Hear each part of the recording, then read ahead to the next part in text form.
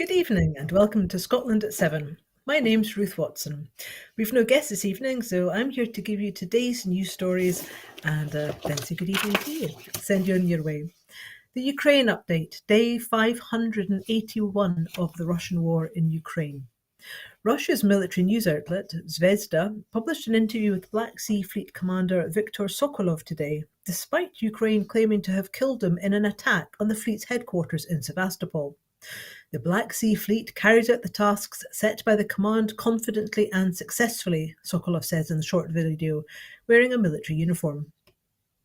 Iranian kamikaze drones used in the latest attacks on Ukrainian cities are filled with European components, according to a secret document sent by Kyiv to its Western allies, in which it appeals for long-range missiles to attack production sites in Russia, Iran, and Syria.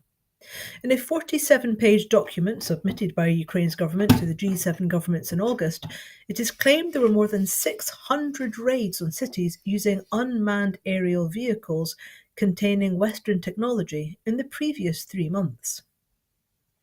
Ukraine's security forces claim to have arrested 2 men in the Kyiv region who were assisting Russia by identifying targets in the city.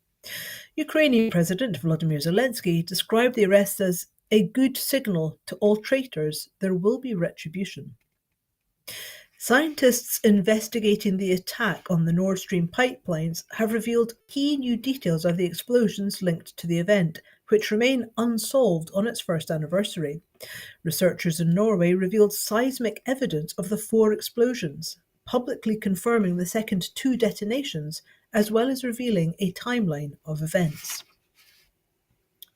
Germany has welcomed a decision by Switzerland to open the way to sell back some of its German-made Leopard 2 tanks to help rebuild stocks depleted by aid to Ukraine. To comply with Swiss neutrality laws, Berlin has assured Bern the weapons would not go to Kyiv but remain in Germany or with a NATO or EU ally.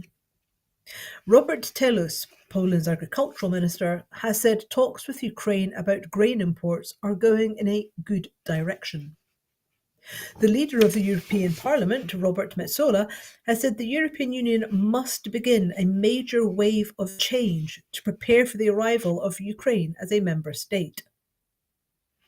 Turkish President Recep Tayyip Erdogan has said Turkey will keep its promise to ratify Sweden's NATO bid if President Biden's administration paves the way for F-16 jet sales to Ankara.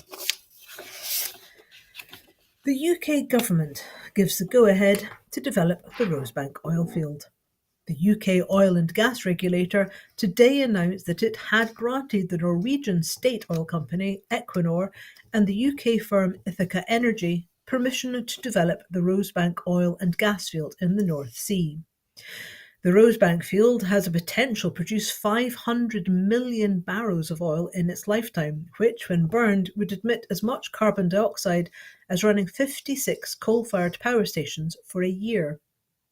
Rosebank could produce 69,000 barrels of oil a day, about 8% of the UK's projected daily output between 2026 and 2030, and could also produce 44 million cubic feet of gas every day, according to Equinor. The decision immediately drew condemnation from environmental groups and activists, including Greta Thunberg, who called on the UK government to halt the development, arguing that it contravened the UK's plans for a net zero economy. Tessa Khan, a climate lawyer and the executive director of the campaign group Uplift, which helped coordinate the Stop Rosebank campaign, said a legal challenge could be mounted against the UK government. The Scottish Greens called the Westminster government's decision to give the go-ahead to exploration in the Rosebank oil and gas field an utter catastrophe for climate. First Minister Humza Yousaf said he is disappointed that Rosebank has been given the go-ahead. He said he had raised concerns that the majority of what is extracted from Rosebank will go overseas and not remain in Scotland or the UK. Mr Yousaf said, in the face of a climate catastrophe, the UK government have dropped their green pledges and committed to approving 100 new oil and gas licences. He said that isn't climate leadership, it is climate denial. He added, Scotland will remain on the right side of history and demonstrate climate leadership. The Scottish Government is investing £500 million to enable workers and industry to transition from fossil fuels to a net zero future. 6 young people take 32 nations to the ECHR over the climate emergency. An 11-year-old girl from Portugal sits inside the Grand Chamber of the European Court of Human Rights today, facing 86 lawyers from 32 nations in the world's largest climate legal action. Mariana Agostino was alongside her brother and sister and her cousins 2 rows back from 17 human rights judges. Agostino and her 5 fellow claimants say the European countries are breaching their human rights by failing to take adequate action to tackle global heating. Court President Siofra O'Leary told the packed courtroom the case is concerned with Articles 2, 3, 18 and 14 of the European Convention on the European Convention on Human Rights, as regards the impact of climate change, which results in heat waves and wildfires affecting the applicants' lives and health. Aged between 11 and 24, the claimants say they were driven to bring the case after the wildfires in the Leira region of Portugal in 2017, which killed 66 people. After a summer of more wildfires across Europe, they argue that the 32 nations' policies are inadequate. They say that the failure of governments to act is in breach of their human rights, their right to life, their right to be free from inhuman or degrading treatment, their right to privacy and family life, and their right to be free from discrimination.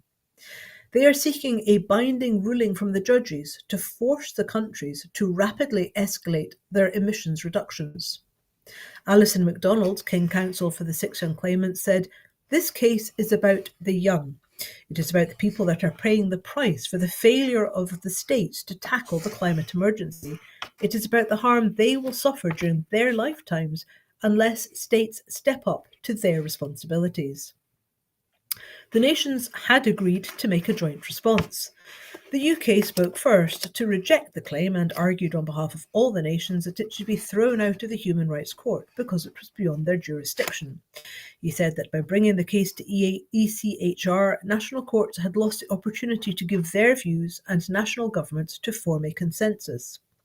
Ms. MacDonald said the country's responses were akin to saying the problem was just too big, too complicated, too global, and the court should look away. She said the multilateral response to the climate crisis had materially affected the young people, and they were entitled to bring their case against all the nations. MacDonald said the young people faced a future of unbearable heat unless the nations took more action. Current policies mean the world could be facing heating of 3 degrees centigrade in their lifetimes. Dunja Mijakovic, the Council of Europe Commissioner for Human Rights, told the court she was intervening in the case because of the effect of the climate crisis on young people. UK economy is predicted to shrink for 2 years while the Eurozone and the US economies grow.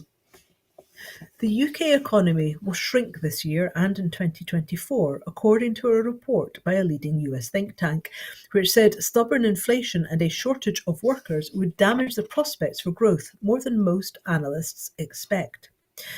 The Washington-based Peterson Institute for International Economics, the PIIE, said a drop in GDP of this year of 0.3% would be followed by a fall of 0.2% next year, while the Eurozone and the US were on course for growth this year and next. Ahead of revised forecasts by the International Monetary Fund in a fortnight, which are expected to show the UK expanding this year and staging a modest recovery in 2024, the PIIE president, Adam Posen, said he was gloomy about the UK's prospects. Posen, who spent 3 years on the Bank of England's Monetary Policy Committee, said factors related to the underlying weakness of the UK economy and the fallout from Brexit would leave the UK behind while most other developed economies expanded. He said the UK was also suffering from an unequal recovery that benefited better off households while the bottom half of the income scale continued to be affected by falling real incomes. Low-income households in the US and the Eurozone had, by contrast, fared better in the recovery from the COVID-19 pandemic and Russia's invasion of Ukraine. Posen said the UK won't be in recession all of next year, but the recovery will be held back by higher than expected inflation, and in response, the Bank of England will need to keep interest rates higher for longer. Cuts to government spending next year will also drag on economic growth as Jeremy Hunt soothes jittery financial markets with austerity measures, including tax increases, he added. The IFS says scrapping inheritance tax would cost £15 billion a year by 2032. Analysis by the Institute for Fiscal Studies has found that scrapping inheritance tax would cost the UK government almost £15 billion a year in lost revenue by 2032. The think tank said the latest figures from HMRC showed fewer than 4% of estates paid inheritance tax, IHT, in 2020-21, but the rapid growth in wealth among older individuals meant this number was set to rise to more than 7% over the next decade. While London has the most estates liable to pay tax, hotspots across Sussex, the Cotswolds and around Birmingham will have the greatest number per 100,000 residencies. The IFS report, Reforming Inheritance Tax, found that in 2024, the wealthiest fifth of donors will bequeath an average of £380,000 per child and pay inheritance tax of about 10% of this amount. By contrast, the least wealthy fifth of parents will leave less than £2,000 per child. The authors estimate that if the amount of money bequeathed through inheritances next year were to be equally shared between all 25-year-olds, each would receive about £120,000. Downing Street is trying to play down speculation that Rishi Sunak is drawing up plans to abolish inheritance tax, while the calls for reforms to IHT are mounting in the Conservative Party. Inheritance tax is charged at 40% on wealth over £325,000. Individuals then have an extra £170,000 allowance towards their main residence if it is passed to children or grandchildren, and spouses can share their allowances. This takes the allowance to £1 million between a married couple, allowing them to distribute a seven-figure sum tax-free. It is understood that among the proposals under consideration by Sunak is for the 40% rate to be reduced, paving the way to abolish it in future years.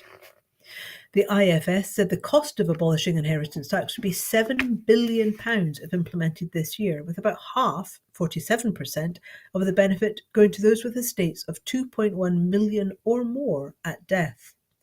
These 1% of estates would benefit from an estimated average tax cut of £1.1 million. The ICO warns data breaches are putting domestic abuse victims' lives at risk. The UK Information Commissioner has warned that councils, police forces and hospitals are putting women's lives at risk by accidentally disclosing domestic abuse victims' addresses to perpetrators. Information Commissioner John Edwards, who has reprimanded 7 organisations in just over a year for data breaches affecting victims of abuse, said, "This is a pattern that must stop." Complex databases and a lack of training have been identified as a cause of the lapses, which Nicole Jacobs, the Domestic Abuse Commissioner for England and Wales, described as extremely dangerous. After one data breach involving Wakefield Council, a domestic violence victim and her children had to be urgently rehoused. In another, involving South Wales Police, the name of a woman trying to check if her partner was a child abuser was disclosed to the man.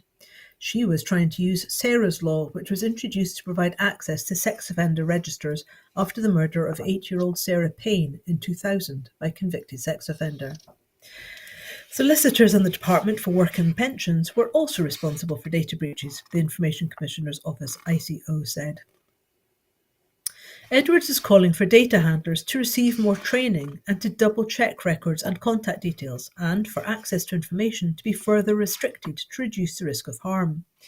Every year, 1.7 million women suffer domestic abuse, according to the Crime Survey for England and Wales. These families reach out to help escape unimaginable violence, to protect them from harm, and to seek support to move forward from dangerous situations, Edwards said. But the very people they trusted to help exposed them to further risk.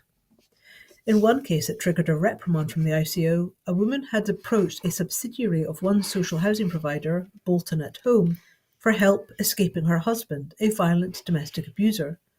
But a staff member left a voicemail on the alleged abuser's phone with the woman's new address, even though he did not know she was planning to leave him. The man ended up going to the address. In another incident in South Wales, police told a man with convictions for violence and sexual assault that his partner had applied for information about him under the Domestic Violence Disclosure Scheme, introduced after the 2009 murder of Claire Wood by her ex-boyfriend. In the Wakefield Council case, it was handling child protection court proceedings when it sent the woman's partner documents, including the address where she lived with her 2 children, despite her living in fear of the man due to a history of domestic violence. The mother and her children had to be moved into emergency alternative accommodation on the same day as the data breach. Wakefield, Bolton at Home, and South Wales Police have all since introduced remedial measures. American billionaire Ken Griffin, founder of the Citadel hedge fund, is in discussions to join a group of investors led by GB News co-founder Sir Paul Marshall that is preparing a bid to buy the Telegraph. Marshall, the founder of the London-based hedge fund Marshall Wace, is planning a bid through his Unheard Ventures media group before an auction of the Telegraph and Spectator titles that is expected to begin in the coming weeks. The Citadel hedge fund has more than $62 billion under their management. Griffin is expected to have a personal fortune of $35 billion, according to Forbes magazine. Lloyds Banking Group, which seized control of the Telegraph and Spectator in June after the owners, the Barclay family, failed to reach an agreement over the repayment of more than £1 billion of debt, is using the investment bank Goldman Sachs to handle the auction. The Barclay family, which paid £665 million for the titles in 2004, has held talks with backers from the United Arab Emirates in their attempt to regain control of the Telegraph. The family has made a number of offers to buy back the newspapers, which have so far been rejected, with the latest reportedly valuing the business at £725 million. Earlier this month, it emerged that Lord Rothermere, the owner of the Daily Mail, Mail Online, Metro, Eye and New Scientist, had also held talks with Middle Eastern investors about a bid for the titles. Other potential bidders include David Montgomery's National World, the listed company that owns titles including The Scotsman and The Yorkshire Post, Sir William Lewis, the former News UK and Telegraph senior executive, and Czech billionaire Daniel Kretinsky. Rupert Murdoch's News UK, the owner of The Times, Sunday Times and The Sun, is understood to be mulling a bid for The Spectator. Also today, GB News has announced the suspension of presenter Dan Wootton as the channel struggles to contain the fallout after misogynistic comments made on his show by Lawrence Fox. The right-wing news channel said GB News has suspended Dan Wootton following comments made on his programme by Lawrence Fox last night. This follows our decision earlier today to formally suspend Mr. Fox. We are conducting a full investigation. GB News has refused repeatedly to investigate Wootton over separate, unrelated allegations that he used the pseudonym Martin Branning to send sexually explicit messages to former colleagues. 50,000 people flee Nagorno-Karabakh to safety in Armenia. More than 50,000 people from Nagorno-Karabakh have fled into Armenia since Azerbaijan launched an attack on the majority Armenian enclave last week, according to Armenia's government. More than 40% of the region's population of 120,000 people has scrambled to flee as soon as Azerbaijan lifted a 10-month blockade on the region's only road to Armenia. That blockade had caused severe shortages of food, medicine and fuel, and many residents, fearing reprisals, have already fled. The updated figures came as the death toll from an explosion at a fuel depot in Nagorno-Karabakh rose to 68, with a further 105 people missing and nearly 300 injured. The explosion took place as people lined up to fill their cars at a gas station outside Tepaneket, the region's capital, late Monday. The cause of the blast remains unclear, but Nagorno-Karabakh presidential aide David Babayan said the initial information suggested it had resulted from negligence, adding that sabotage was likely. US Secretary of State Antony Blinken urged Azerbaijan's President Ilham Aliyev to refrain from further hostilities in the region, to provide assurances to its residents, and to allow access to an international observer mission. US National Security spokesperson Ruth Watson said the US would provide additional assistance to help local communities provide shelter and essential supplies, such as hygiene kits, blankets, and clothing, to address the needs of those affected or displaced by violence in Nagorno-Karabakh. The Azerbaijani military routed Armenian forces in a 24-hour blitz last week, forcing the local authorities to agree to lay down its weapons and start talks on Nagorno-Karabakh's reintegration into Azerbaijan. A New York judge rules Donald Trump has committed fraud. A New York judge ruled on Tuesday that Donald Trump had committed fraud for years while building the real estate empire that catapulted him to fame and the White House. Judge Arthur Engoron found that Trump and executives from his company, including his sons Eric and Donald Jr., routinely and repeatedly deceived banks, insurers, and others by massively overvaluing assets and exaggerating his net worth on paperwork. His ruling came in a civil lawsuit brought by Letitia James, New York's Attorney General, days before the start of a non-jury trial that will hear accusations that Trump and the Trump Organization lied for a decade about asset values and his net worth to get better terms on bank loans and insurance. Judge Engoron wrote, "The documents here clearly contain fraudulent valuations that defendants used in business." Letitia James has said Trump had effectively engaged in a bait-and-switch operation, inflating his net worth by as much as $2.23 billion and by one measure as much as $3.6 billion on annual financial statements given to banks and insurers. Assets whose values were inflated include Trump's Mar-a-Lago estate in Florida, his penthouse apartment in Manhattan's Trump Tower, and various office buildings and golf courses, according to the lawsuit filed in September 2020. Manhattan prosecutors had looked into bringing a criminal case over the fraudulent conduct, but declined to do so, leaving James to sue Trump and seek penalties that could disrupt his and his family's ability to do business in New York. Judge Engoron's ruling, in a phase of the case known as summary judgment, resolves the key claim in James's lawsuit, although 6 others remain. The non-jury trial is scheduled to start on the 2nd of October. Letitia James is seeking at least $250 million in penalties and a ban on Trump doing business in New York, his home state. The hearing could last into December, Judge Engoron has said.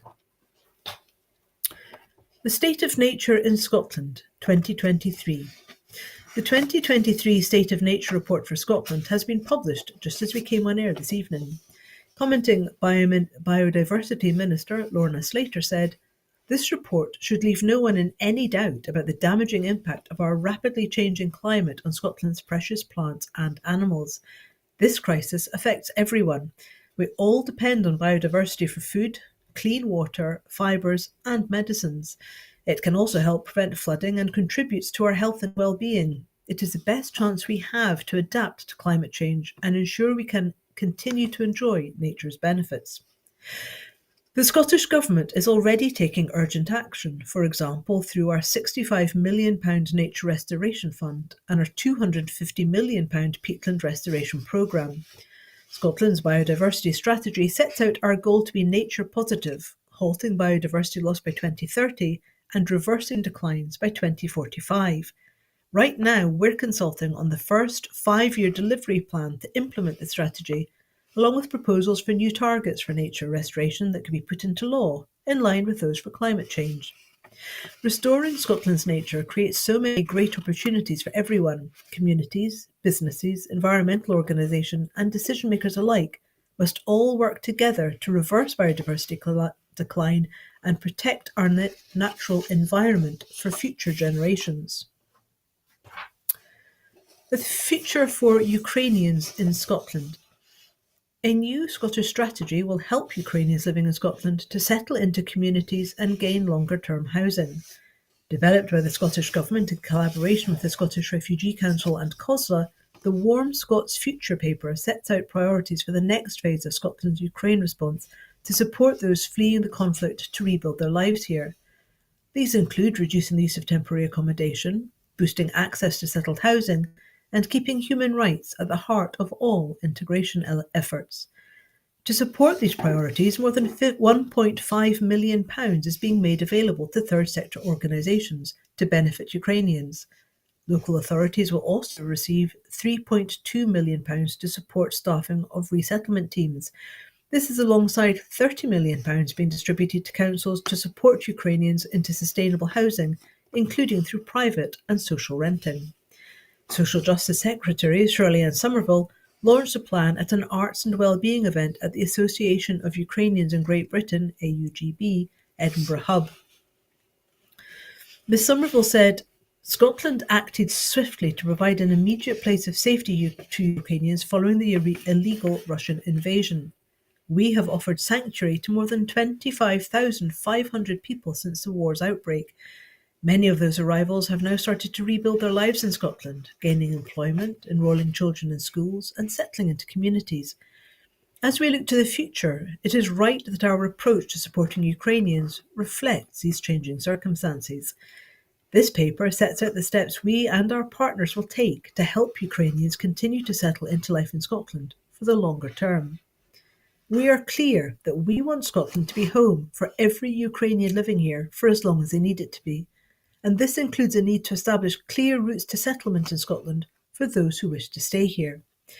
We will also continue to press the UK Government for much needed clarity and options available for people displaced from Ukraine when the 3-year visa period ends.